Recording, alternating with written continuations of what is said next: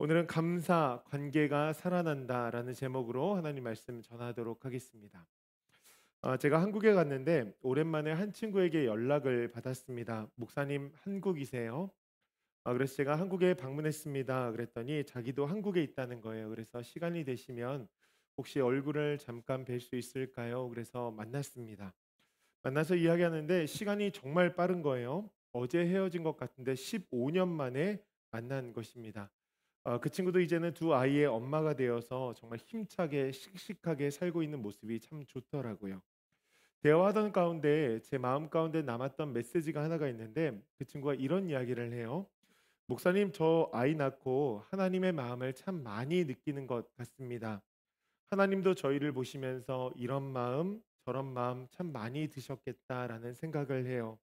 요즘 그런 생각 가운데 신앙이 조금씩 깊어져서 감사한 것 같습니다.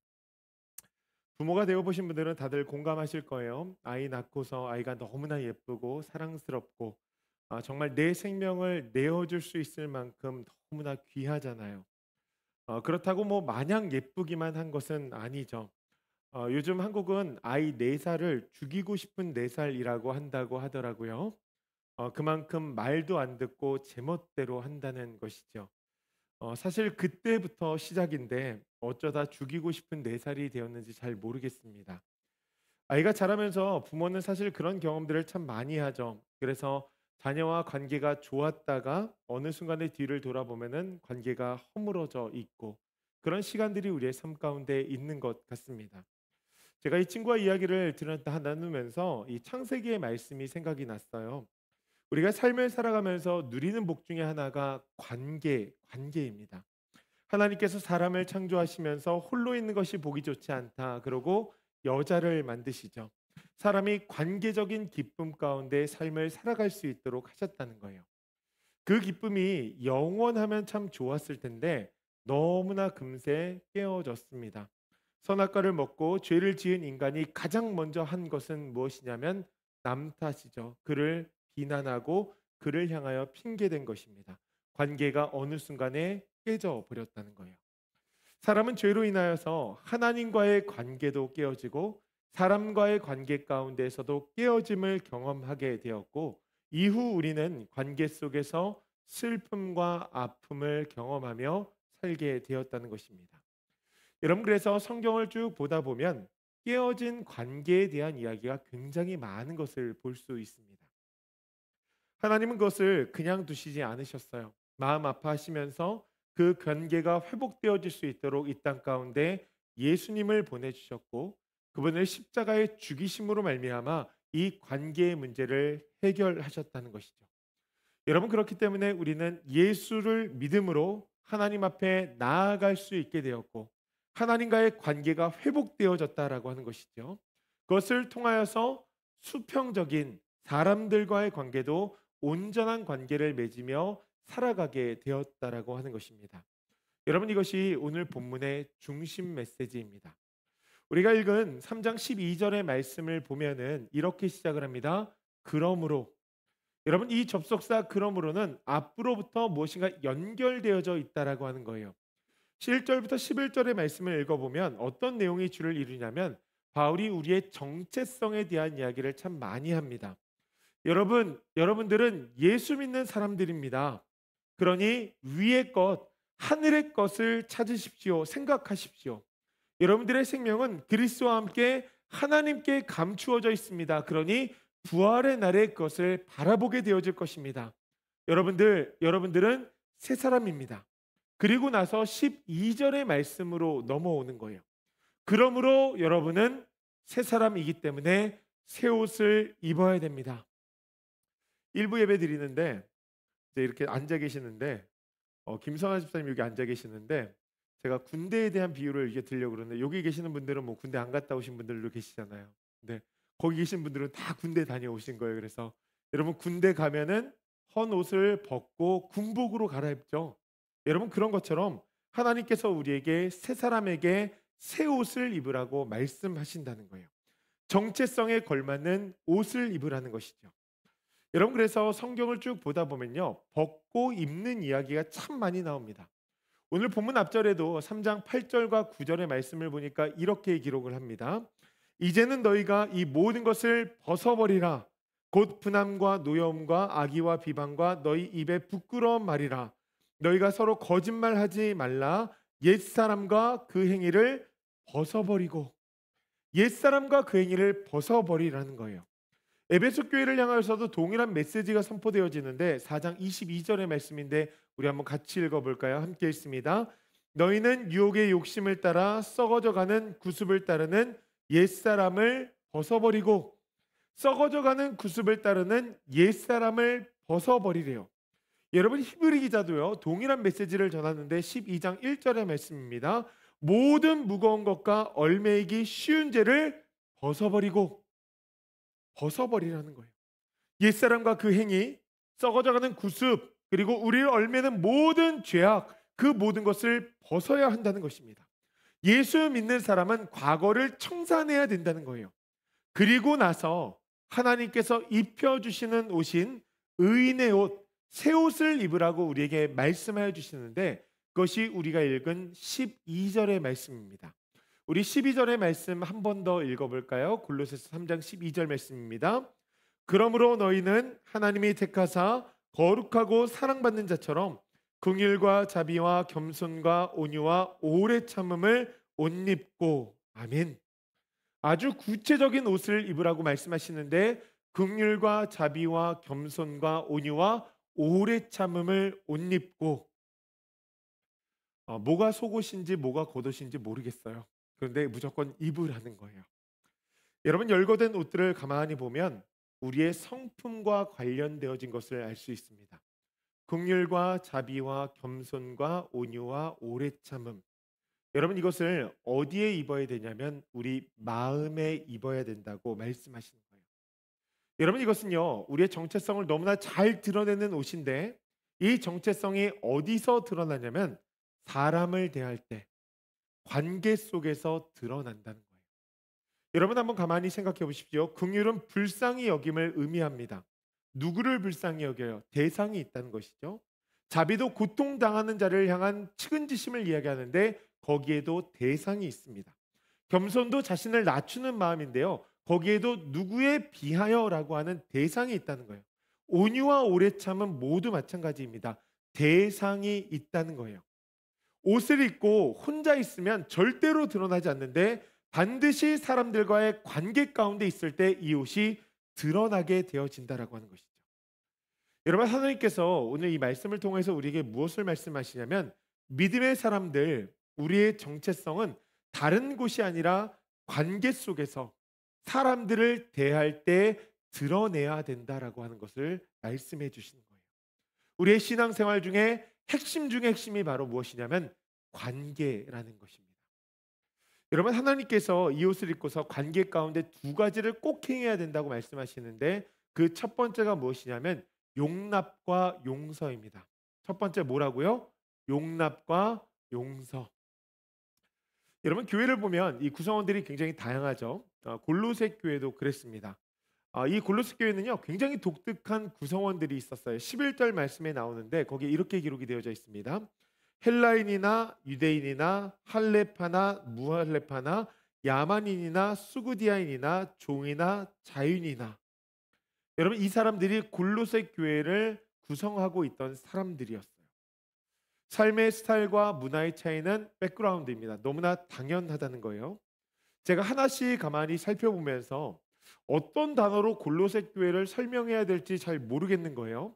그런데 이것이 아주 적절한 설명일 것 같은데, 만약에 제가 당시에 골로새 시리 안에 살고 있었다고 한다면 저는 골로새 교회에 가고 싶지 않았을 것 같아요.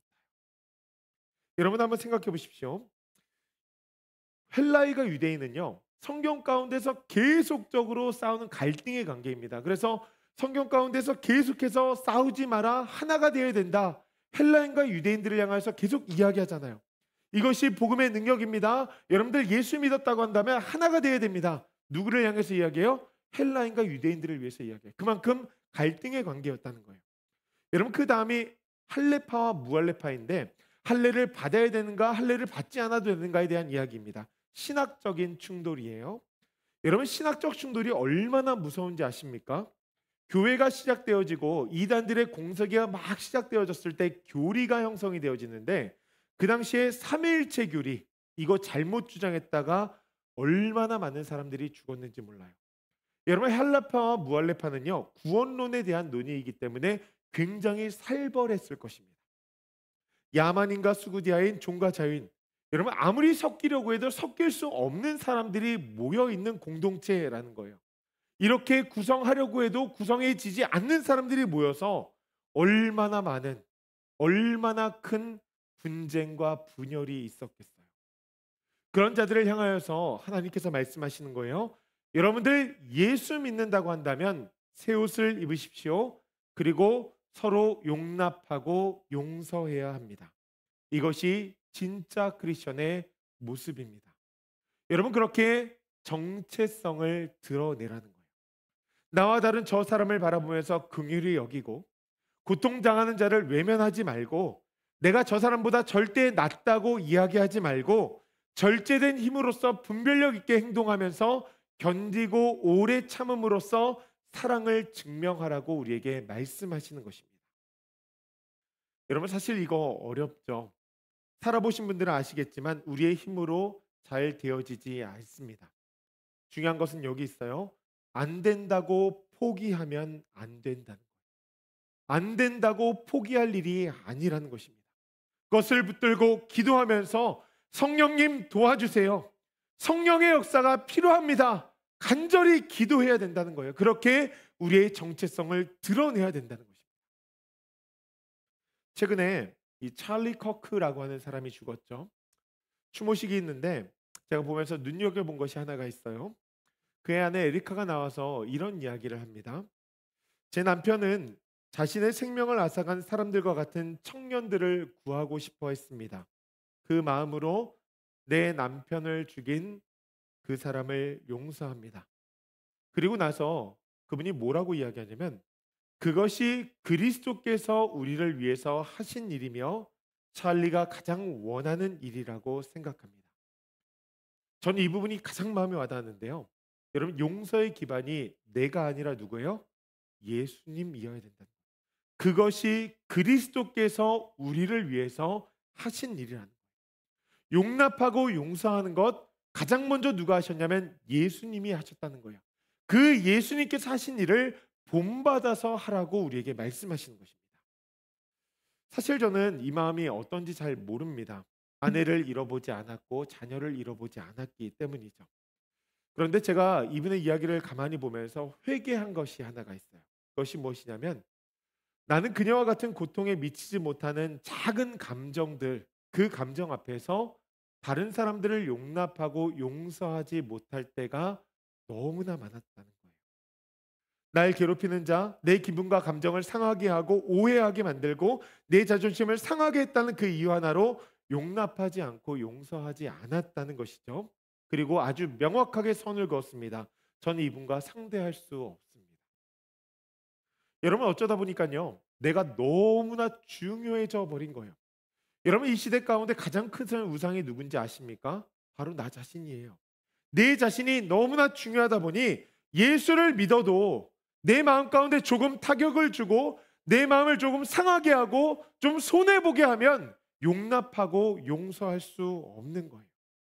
여러분, 하나님께서 오늘 우리에게 말씀하시는 것이 무엇이냐면, 그것이요, 하나님의 뜻이 아니라는 것입니다.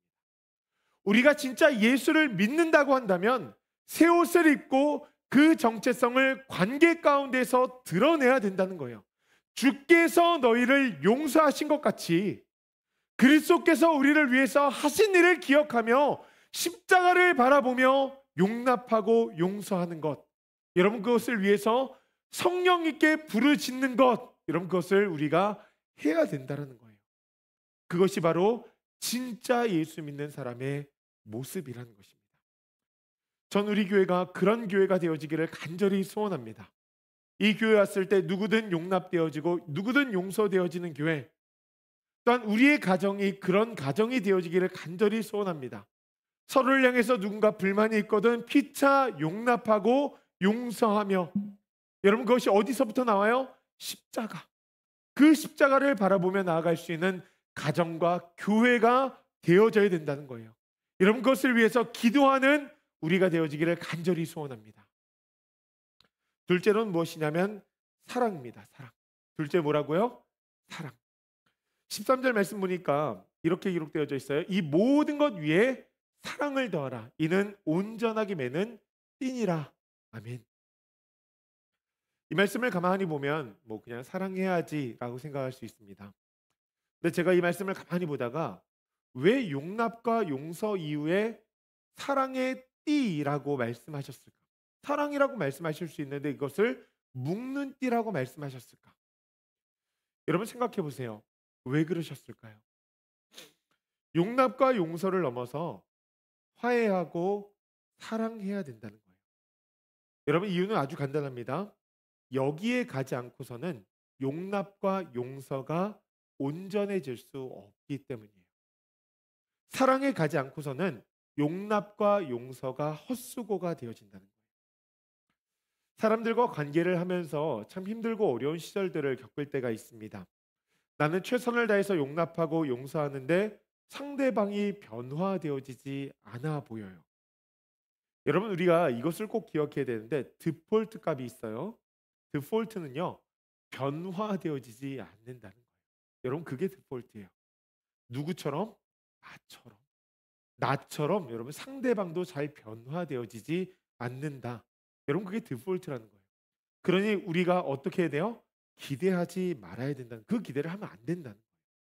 더 중요한 것은요, 내 생각처럼 상대방도 동일하게 그 생각을 하고 있다는 거예요. 우리를 용납하고 용서하고 있다는 것이죠. 그런데 우리는 어떻게 합니까? 기대한 것이 안 되면 마음에 선을 그어요. 여러분, 그렇게 마음에 선을 그으면 어떻게 될까요? 용납하고 용서했던 지난날의 모든 것들이 퇴보되어집니다. 왜 그럴까요? 관계를 끊은 거거든요. 죽인 거거든요. 거기에 멈춰 서 있는 것이 아니라 어떻게 돼요? 퇴보된다는 거예요. 결국 용납과 용서를 넘어 화해와 사랑으로 나아가지 않으면 이전에 했던 용납과 용서도 사라진다는 거예요. 관계가 죽어버린다는 것입니다. 그래서 하나님께서 우리에게 뭐라고 말씀하시냐면 사랑해라. 사랑이 온전한 띠다라고 말씀을 하시는 거예요. 용납과 용서를 지켜주는 띠가 바로 사랑이라는 것입니다. 여러분, 사랑할 때 관계가 살아난다는 거예요. 그렇기 때문에 우리는 사랑의 단계로 나아가야 됩니다. 여러분, 하나님께서 우리에게 오늘 말씀하시는 것이 무엇이냐면 믿음의 사람들은요, 사랑으로 관계를 살리는 사람이 되어야 된다는 거예요. 하나님께서 우리에게 말씀하시죠. 내 이웃을 내 몸처럼 사랑하라. 여러분, 이 음성이 그냥 일부의 음성이 아니라 전부 수용되어지는 말씀이 되어야 된다는 거예요. 우리 마음 가운데 그래 그냥 깨닫고 끝나는 것이 아니라 어떻게 해요? 사랑해야 된다는 거예요. 사랑하기 위해서 몸부림쳐야 된다는 거예요. 여러분, 이 과정이요, 무엇을 통하여 일어나냐면 감사를 통하여 일어납니다. 제가 최근에 한 분에게 너무 큰 실망감이 드는 거예요. 이분이 굉장히 오래전에 저에게 연락을 주셨어요. 그분이 당시에 굉장히 힘들고 어려운 시간들을 보내고 계셨거든요. 한국에서 미국에 오셨는데 미국에서 정말 얼마나 먼지, 그 거리가 숱하게 먼데에도 저에게 찾아오셔가지고서는 간절하게 부탁을 하시더라고요. 탁월하고 능력이 있으신 분이어서 제가 좀 도와드리면 좋겠다는 마음이 들어서 정말 마음 다해서 열심히 도와드렸습니다. 그리고 그것이 실제로 그분에게 큰 도움이 되어졌어요. 제가 달라스에 오고 나서 하루는 교회를 위해서 기도하는데 좀 도움이 필요한데 누구의 도움을 받아야 될까 그러다 그분이 생각이 났습니다. 그래서 그분에게 도움을 요청했어요. 그분이 저에게 이런 말씀하셨거든요. 평생 갚으며 살겠습니다. 그래서 제가 뭐 어렵지 않게 요청을 드렸죠. 좀 도와주세요. 제가 이런 상황인데 좀 도와주시면 좋겠어요. 그럼 저는요, 그분이 버선발로 나와서 저를 도와주실 줄 알았어요. 근데 그게 아닌 거예요. 갑자기 저한테 목사님 뭐 해줄 수 있어요? 라고 하면서 조건을 거는 거죠. 제가 너무 깜짝 놀라서 마음이 그때부터 상하기 시작하는데 막 마음이 엄청 괘씸한 거예요. 내가 진짜 열심히 도왔는데 어떻게 나한테 이럴 수가 있지?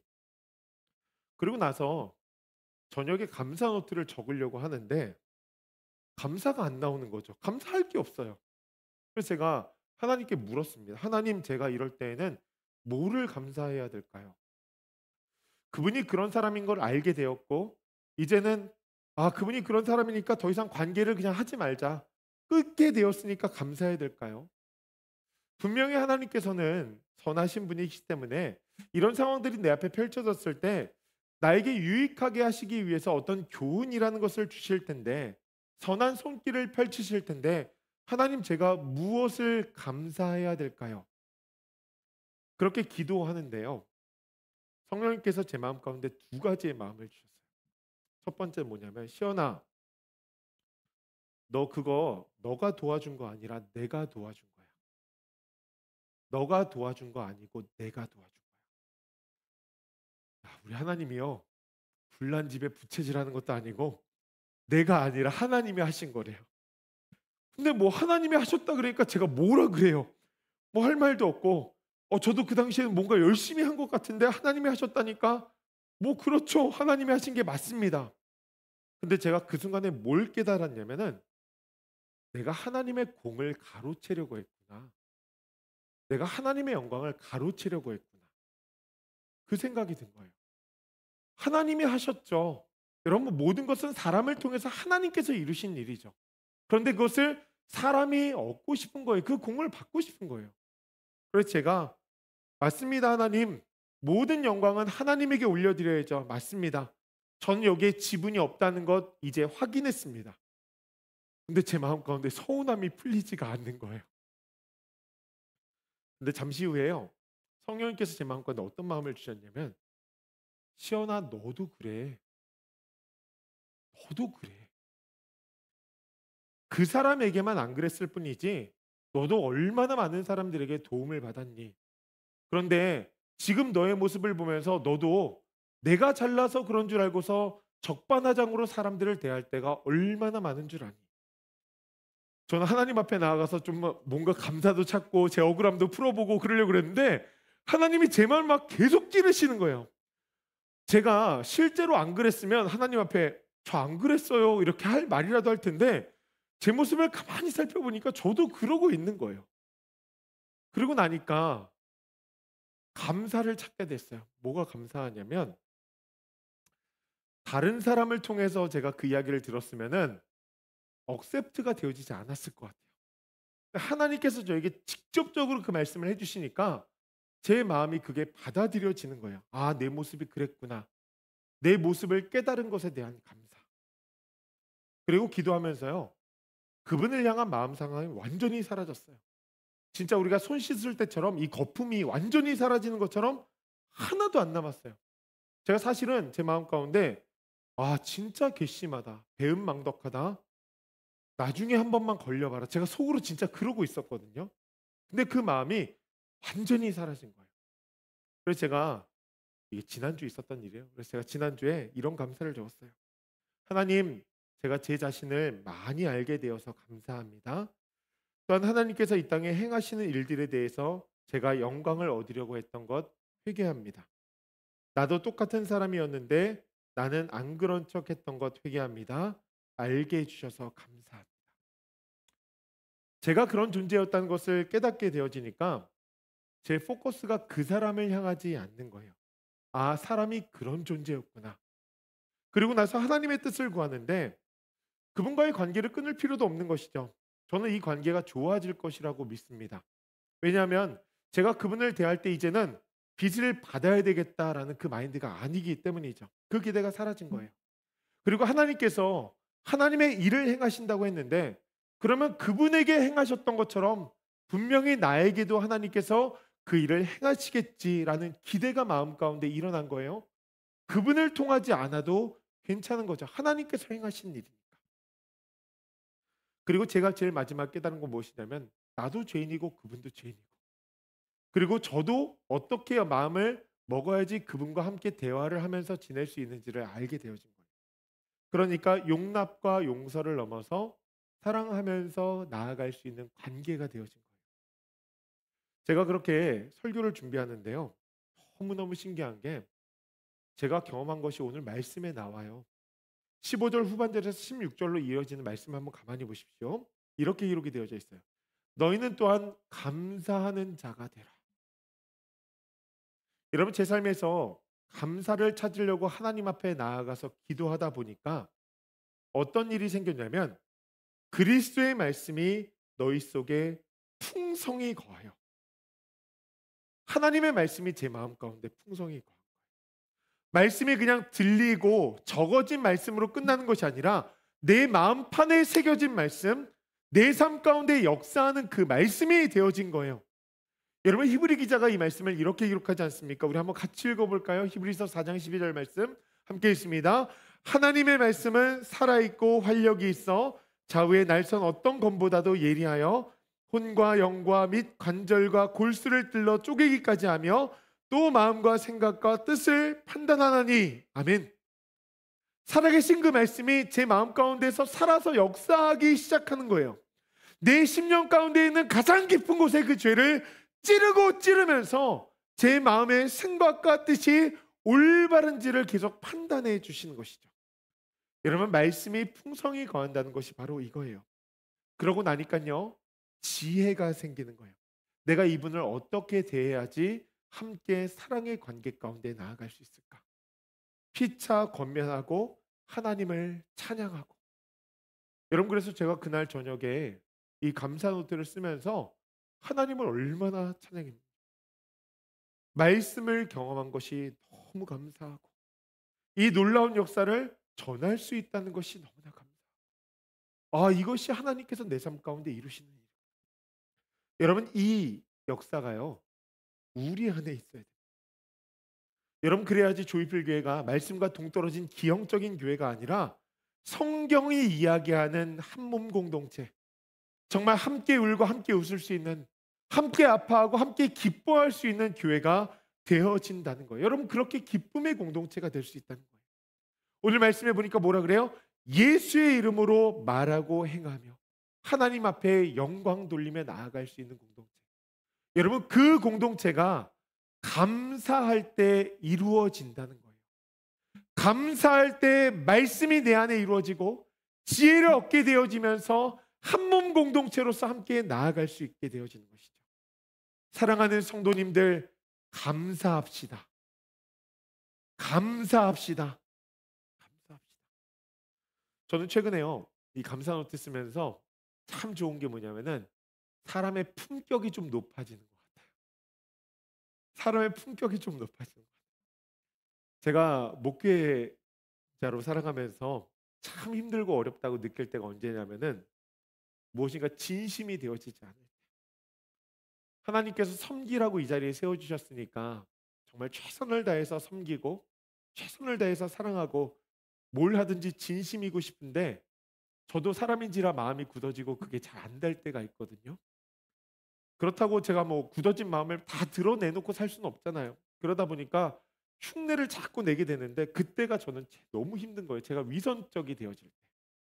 그래서 늘 기도하면서 하나님 마음 가운데 진정한 평화가 있기를 소원합니다. 변화가 있기를 소원합니다. 기도하는데 감사하다 보니까 말씀이 임하고 그것이 이루어지는 거예요. 그러다 보니까 내 삶이 어떤 삶이 돼야 될까를 생각해 보게 되는 것이죠. 여러분, 최근에 한국에 이제 가서 보니까요, 교회마다 난리가 아니에요. 정말 힘들고 어려운 거죠. 한 목사님과 교제하는데 이런 이야기를 하시더라고요.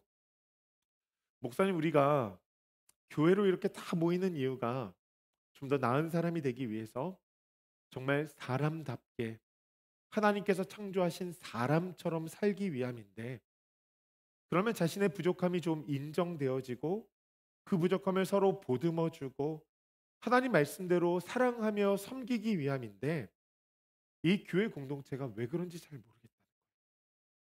맞는 말이죠. 사랑하며 섬기기 위함인데 그렇다고 한다면 좀 부족해도 인정해주고 보듬어주고 케어해주고 그렇게 함께 나아가면 되는데 그게 되어지지 않는다.